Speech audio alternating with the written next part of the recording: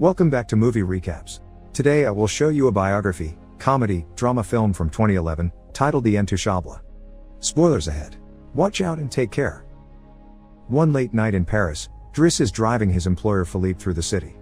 When waiting in traffic gets too boring, Driss breaks the speed limit and begins driving quite fast, dodging other cars and not caring about traffic signs. This causes the police to go after him, and Driss bets €100 that he can lose them, but after driving under a bridge, the cops catch up by ambushing them from both sides. Driss doesn't look too worried though, and this time, he bets €200 that he can get them an escort. The cops make him leave the car and he starts acting then, behaving offendedly and telling them Philippe can't move and he was taking him to the hospital. The officers find proof of this when they find the wheelchair in the truck and, when approaching Philippe, they see him convulsing, which is also an act. Seeing as it's an emergency, the cops forgive Driss for breaking the speed limit and offer themselves as escorts on his way to the hospital.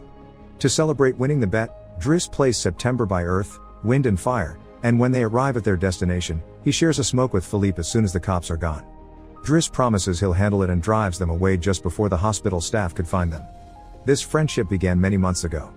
Philippe and his assistant Magali are holding interviews to find a new caretaker for him, but it isn't going too well, because all applicants have very standard or awkward answers to their interview questions. But they're suddenly surprised when Driss storms in, ignoring the fact it isn't his turn quite yet, because he only wants some papers to be signed saying they won't hire him so he can get the unemployment benefits. He's blunt and a little rude, even hitting on Magali, but Philippe finds him amusing and asks him to come back the next day for his signed papers. Driss goes back to his home in a humble neighborhood and tries to take a bath while all his little siblings bother him, only managing to get it done in time thanks to his sister Mina, who is a bit older than the others and more responsible. While waiting for their mom to arrive, he looks through the window and notices his brother Adama getting out of a suspicious car. When the boy enters the apartment, he just says he was at school and leaves again after grabbing his bag, causing Driss to be even more sure that he's up to something. In the evening, his mom arrives, and he gives him a Fabergé egg he stole and tells her he's been away on vacation when she asks. She isn't happy to see him though, because he disappeared for 6 months and never called, and now he's shown up out of nowhere as if her home was a hotel. As she's absolutely done with all his lies and she has other children she has to take care of, she kicks him out and tells him not to come back. Driss spends the night having a smoke and some snacks with some neighborhood friends. The next day, Driss goes back to Philippe's house for his papers, and he's received by the housekeeper Yvonne, who shows him around the place and tells him about Philippe's daily routine. She also shows him the room he would get for himself with his very own bathroom. Driss can't help staring at the bathtub before he's dragged to see Philippe, who offers the signed sheet of paper but also a job opportunity. Driss accepts the 1-month trial, and Philippe tells him he bets he won't last 2 weeks. After bringing his things to his room, Driss is taught how to take care of Philippe. He must learn how to keep his legs stimulated, how to put him in the wheelchair, how to help him shower and change his clothes. Things get awkward when Driss discovers he must put on him some high stockings and even clean his butt after Philippe uses the bathroom, but no matter how much he complains and says he won't do those chores, he ends up accepting them as part of his job. Later in the evening, while he's enjoying a snack on the roof, he's interrupted by Philippe's daughter Elisa and her boyfriend Bastien, who are looking for a private place to make out, and he kicks them both out after refusing to share his beer.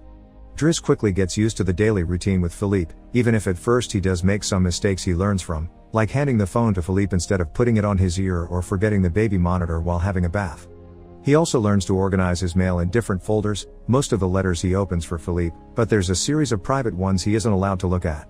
When he finds a flyer promoting female escorts, he decides to start a file just for those instead of throwing them in the trash as Philippe says. It's not all work in this new life though. Driss still makes sure to have a good time. He keeps trying to hit on Magali to no avail, and sometimes calls escorts to join him in bed. One morning, after Yvonne comes to his room to scold him for being late, she finds some dangerous weapons in his bag, but she doesn't comment on them yet. Driss' work today is to drive Philippe around, but he refuses to put him in the back of a van as if he was cargo, so instead, he takes him on one of the fancy cars that don't see much use. Philippe, who first thinks this isn't suitable and says they should be pragmatic, is soon getting excited at the idea of a faster, less boring ride, although Yvonne still disapproves. When they try to leave the building, there's a neighbor parked at their entrance, ignoring the sign on the door that says it's forbidden. Driss wastes no time and goes after the guy, grabbing him by the front of his shirt and threatening him until he moves the car. Philippe is impressed by his actions, but Yvonne, once again, disapproves. The pair goes to a museum, where Philippe is planning to buy a piece of artwork that Driss considers not worth the money because it's just a red blotch on the canvas. Afterward, Philippe meets with a relative of his, who tells him everyone is worried about Driss since he can be violent. He's also discovered he has a criminal record, but Philippe doesn't care. he appreciates Driss because he doesn't pity him and doesn't mind joking around with him. After another failed attempt at hitting on Magali, Driss has dinner with Yvonne in the kitchen while listening to Philippe dictate a letter to Magali. Claiming it's a private conversation, Yvonne turns off the baby monitor and proceeds to explain what's going on. Philippe is pen pals with a woman called Eleanor. Those are the letters he didn't let Driss open. But he's never met Eleanor in person. Their relationship is purely epistolary. Speaking of love, Driss teases Yvonne for the looks the gardener gives her all the time before going to bed. He's trying to sleep when he hears some weird sounds coming from the baby monitor. Philippe is having trouble breathing. Not being capable to ignore him even if he tries, Driss goes to his room and gently guides him through the attack with soothing words and a wet cloth to wipe his face. Philippe eventually falls asleep, only to wake up again moments later, saying he needs air. This time Driss doesn't hesitate. He puts Philippe on the wheelchair, covers him with blankets, and takes him out for a stroll by the river. This is the first time Philippe has seen Paris at night in a long time, and now he's more relaxed. He explains to Driss that the medicine can only do so much and he sometimes experiences phantom pain. When they see some girls walking by, Philippe also confesses he isn't capable of pleasuring a woman because of his situation, but he still can enjoy some satisfaction when he gets his ears massaged because they are sensitive zones.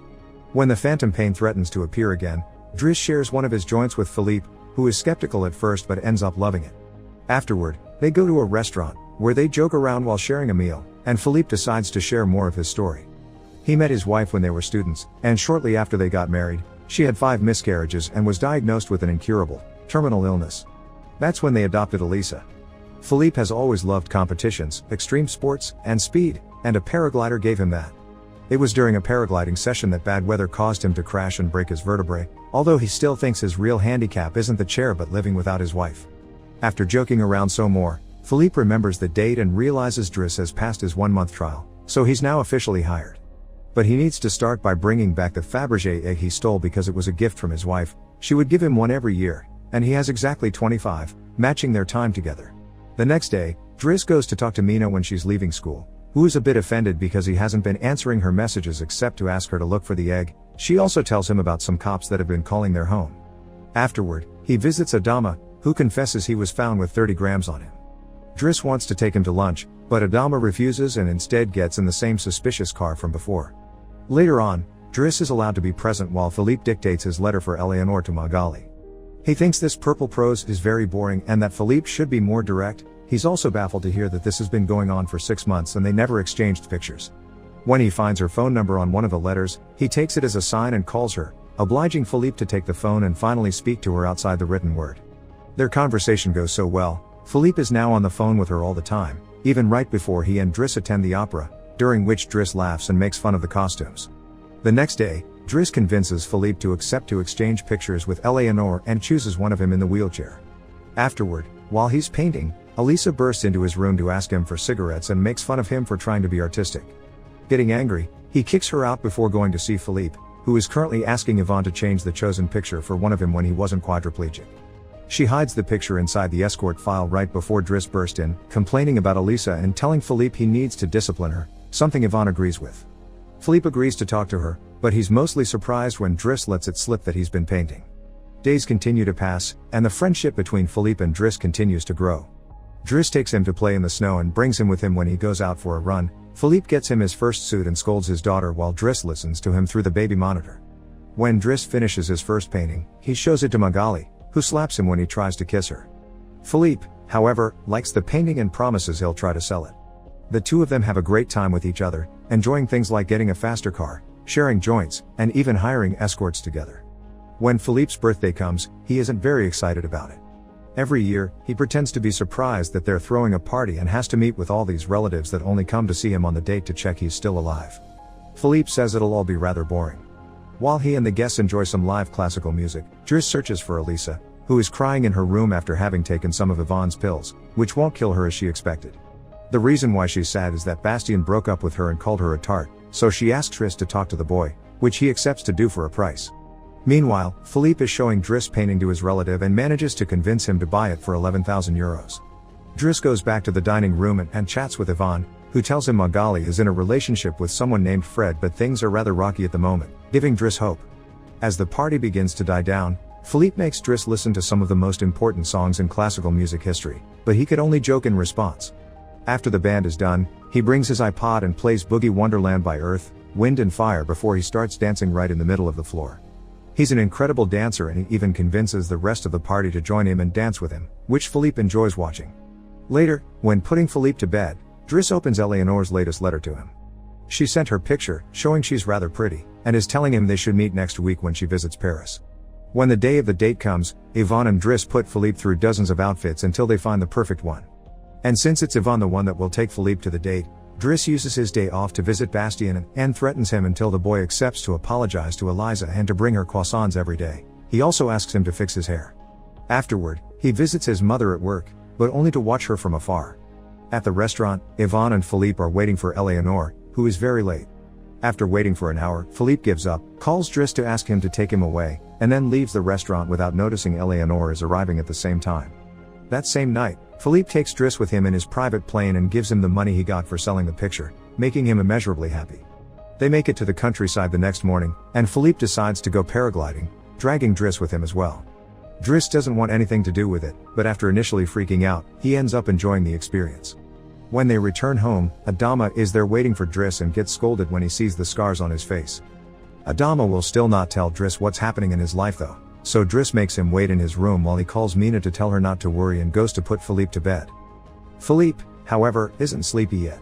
After making Driss look at a painting with him, he asks him about his family, which Driss at first doesn't want to talk about but eventually gives in. It turns out Adama technically isn't his brother and his parents aren't actually his parents, they're his aunt and uncle. They fetched him from Senegal when he was 8 because they couldn't have kids, and his real name is Bakari Bassari, but because other kids had that name, they called him Idris, and that became Driss. One day, his aunt miraculously was able to conceive, and after his uncle died, there were other men and more kids as well. In the same way Driss had talked to him about Elisa, Philippe points out that Adama needs discipline, so he fires Driss so he can be there with his family because he can't spend his whole life taking care of an old man. The next morning, after Bastien has brought his daily croissant while wearing a better hairdo, Driss packs his bags and gets ready to go. Magali comes to say her goodbyes, and when Driss tries to hit on her one last time, Magali introduces him to his significant other Fred, which is short for Frédéric. Turns out Magali isn't interested in men, and Driss gives up on the spot. On his way out of the house, he gives the baby monitor back to Yvonne and teases her for having lied to him about Magali just to mess with him. In return, she gives him the escort file he had started, and he's disappointed to find the picture he had chosen is hidden there. Driss throws away the file, but he keeps the photo for himself. Once outside, he finds a car once again blocking the entrance, so he asks him to move away even if he doesn't work there anymore. When Adama calls him out for it, Driss says it's a matter of principle. A few hours later, the two brothers go pick up their mother at the station while back at the house. Philippe is having his first dinner together with his new caretaker, who is stuffy and boring, and Philippe decides to leave him without even having a bite. Since Yvonne is out on a date with the gardener, nobody is there to scold him for it. As days pass, Driss goes back to his old life. He hangs out with his old friends again and tells the guys from the suspicious car not to bother Adama anymore. When he goes to an interview he doesn't have enough experience for, he manages to win over the employer by calling himself pragmatic and using all the art knowledge he acquired while working for Philippe. This lands him a job as a driver. Philippe continues to dislike his new caretaker and is in a constant bad mood. One night, he refuses anyone in the house to help him with his phantom pain, so Yvonne calls Driss and asks him to come over. That's how they find themselves in the situation from the beginning, with the cops chasing after them first and escorting them to the hospital later. After that little adventure, Driss drives Philippe to the coast, and the sight of the sea helps Philippe calm down. Sometime later, Driss takes care of Philippe's overgrown beard before taking him to a restaurant for lunch, but he doesn't stay, because someone else will be making Philippe company today. Driss wishes him luck and finally gives him back his egg before leaving, and Philippe starts worrying about being alone until he sees who his date is, Eleanor, who is delighted to see him and doesn't mind the chair at all. The real Count Philippe Pozzo di Borgo now lives in Morocco. He has remarried and has 2 daughters. The real Driss, actually called Abdel Yasmin Selou, has his own firm and is also married with 3 children. The 2 men continue to be very close friends to this day. Make sure to subscribe and turn on notifications so you can watch more videos like this. Thanks for watching.